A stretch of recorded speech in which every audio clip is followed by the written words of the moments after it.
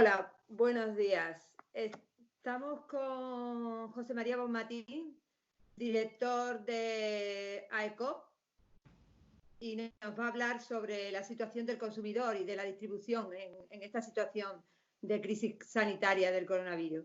Buenos días, José María. ¿Qué tal? ¿Cómo estamos? Muy bien, muchas gracias. Hola, Amalia. Bueno, está claro que el sector agroalimentario es uno de los supervivientes del COVID-19. ¿Piensa que lo peor está por llegar con la pérdida de poder adquisitivo del consumidor?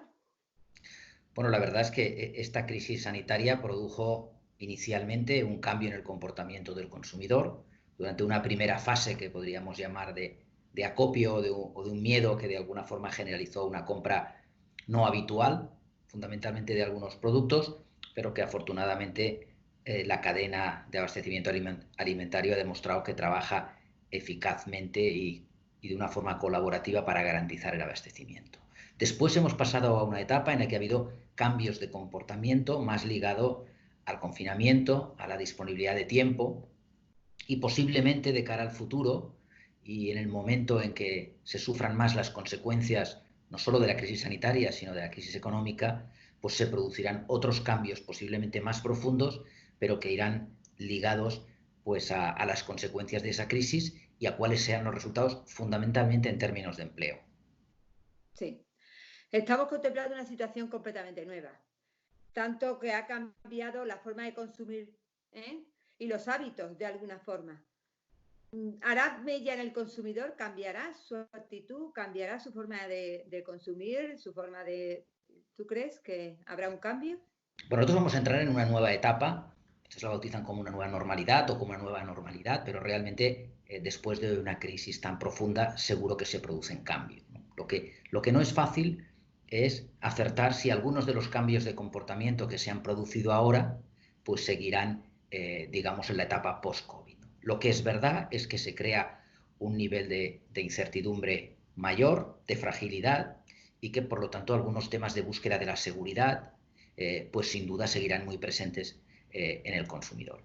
Hemos de pensar que en estos momentos se ha cambiado, por ejemplo, una tendencia muy evidente, muy marcada en el consumidor, que era la conveniencia y muy ligada pues, a platos preparados, a soluciones ya definitivas, pues por un cambio hacia ingredientes para su preparación. Lo hemos visto en productos muy básicos, como la harina o la levadura, pero también en productos de otro tipo, ¿no?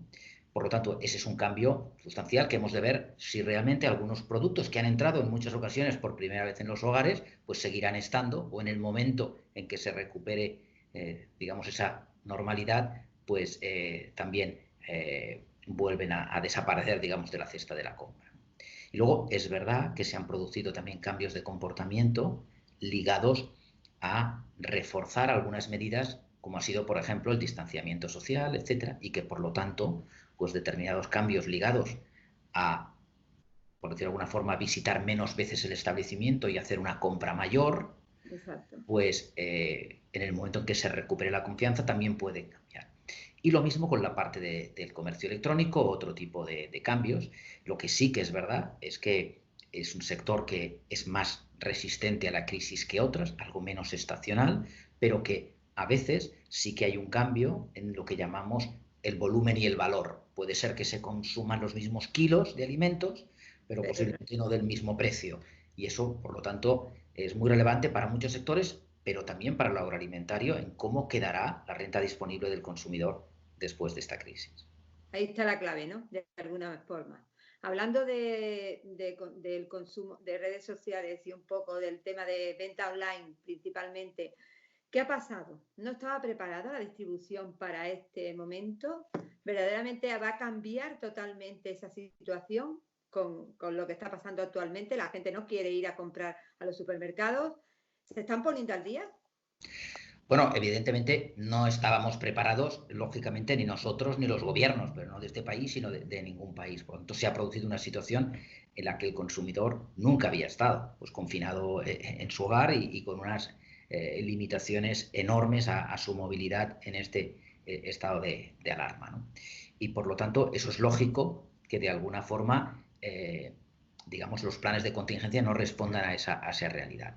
Es verdad que el comercio electrónico, el comercio online, ha dado todo lo que podía dar en base a la infraestructura que teníamos en estos momentos, teniendo en cuenta que no solo ha sido debido a temas, digamos, su limitación en cuanto al crecimiento, que ha sido muy fuerte, pero lógicamente no todo el que el consumidor hubiese demandado en estos momentos, No. pero no ha sido solo por la capacidad logística del e-commerce, ha sido también porque se han tomado otra serie de medidas.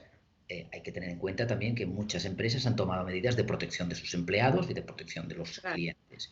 Y también en un momento en que se produce una necesidad de poner recursos en la tienda, pues también muchas han priorizado dar ese servicio primero. Yo lo que diría es que sí que hay muchos consumidores, en torno a un 20%, que han entrado por primera vez en el comercio electrónico, que posiblemente pues son esos que han superado ya la primera barrera de hacer una primera compra y posiblemente sigan. Sin duda es un cambio que puede ser un acelerador del crecimiento del comercio electrónico, pero también entendiendo que las circunstancias han sido excepcionales. ¿Pero tú crees que la tendencia de los supermercados de proximidad pasará y se creará más la venta online?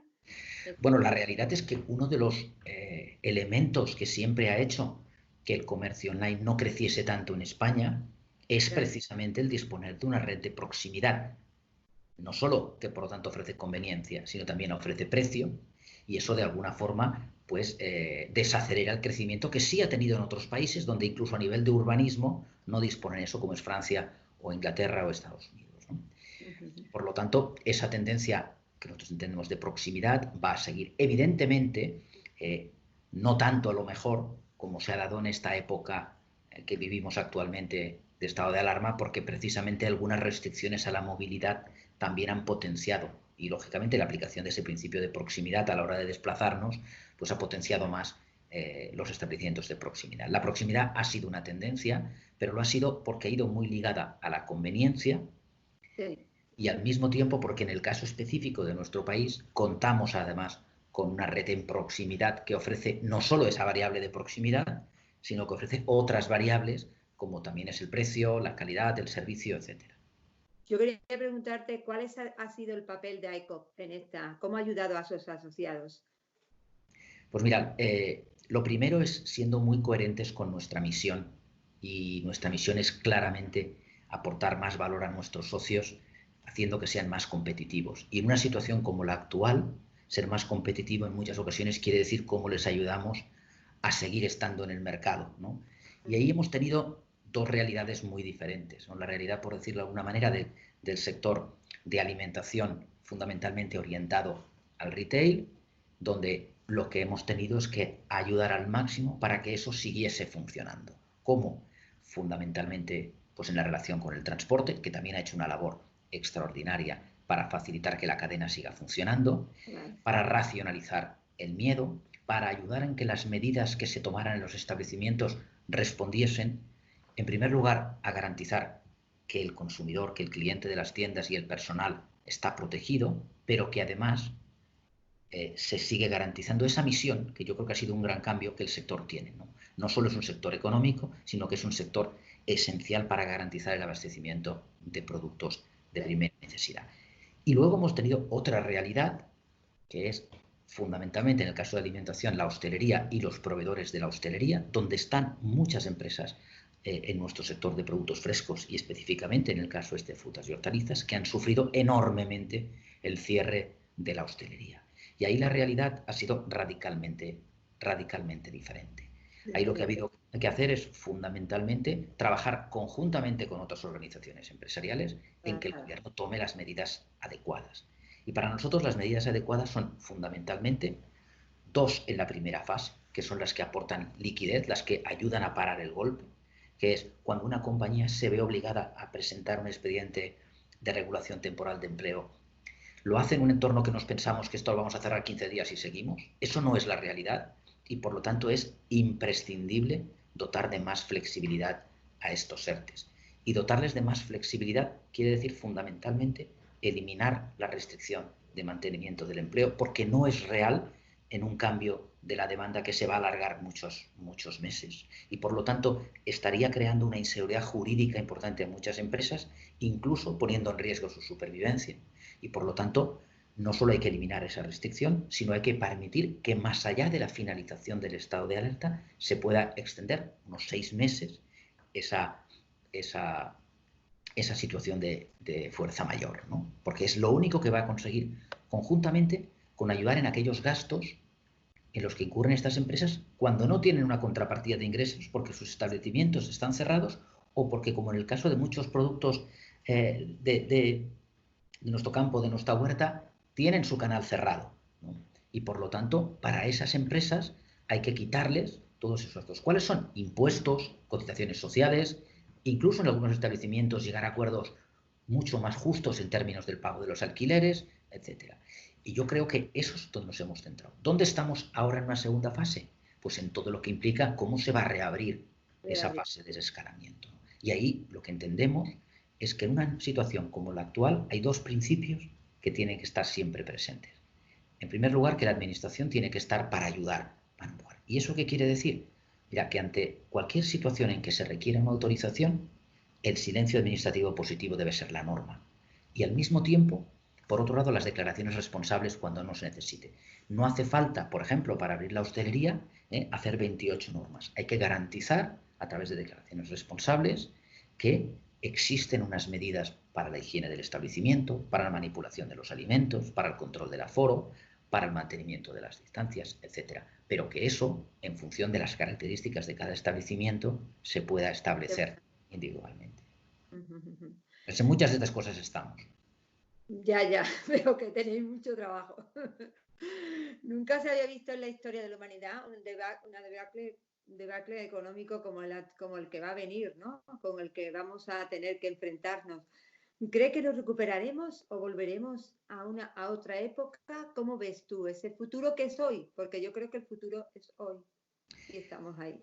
A ver, lo que es evidente es que la crisis que estamos viendo en estos momentos para nuestra generación, lógicamente, es única y es sin duda la más fuerte que hemos tenido, ¿no? Y por lo tanto, es evidente que va a dejar huella, ¿no? La puede dejar, digamos, durante muchos años de un efecto negativo, o podemos ser capaces de extraer aprendizajes que nos ayuden a afrontar mejor cualquier otra situación.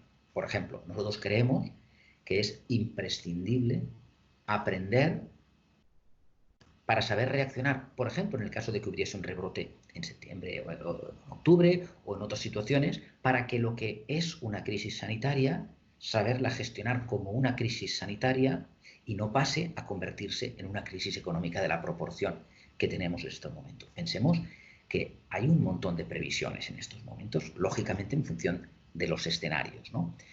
Pero en cualquier caso, de las más optimistas, nos sitúan en que prácticamente en un año vamos a tener la misma bajada de PIB que tuvimos durante 4 años, entre el 2008 y el 2012, en la anterior crisis económica. Pero todo concentrado digamos, en los meses de aquí que nos llevan hasta final.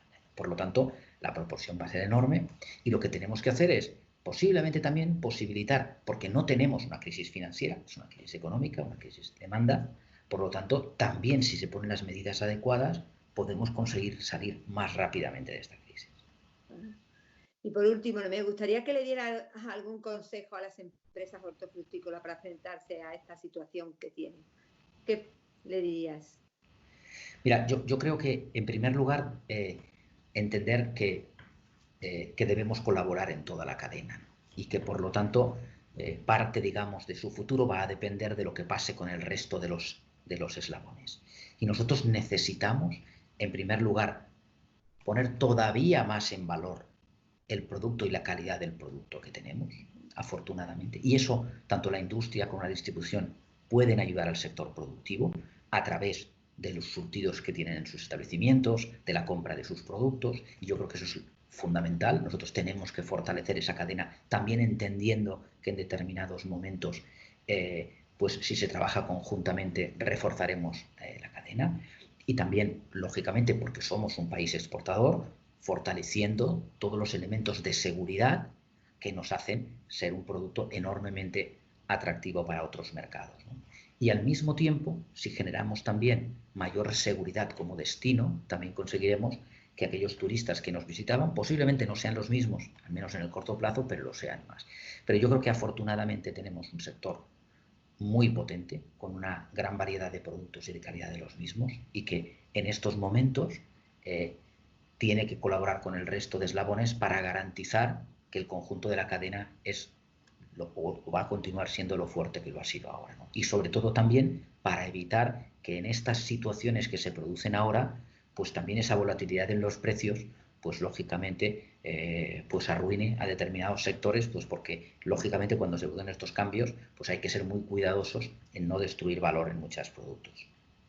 Bueno, José María, muchísimas gracias por estar con nosotros, por conversar un rato. Ha sido muy interesante y creo que la gente valorará y profundizará en lo que has dicho. Muchas gracias, María.